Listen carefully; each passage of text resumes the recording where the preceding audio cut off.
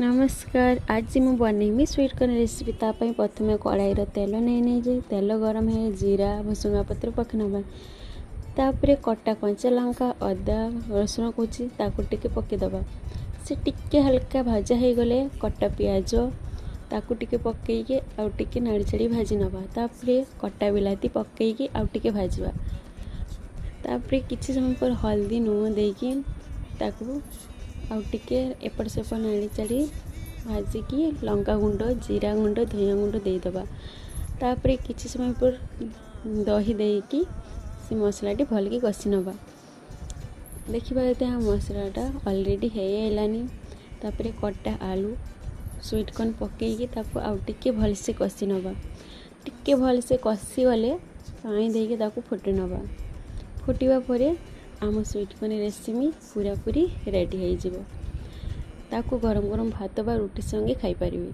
देखि पारते आम sweet corn recipe ready हो गलानी। नमस्कार, जय जगन्नाथ।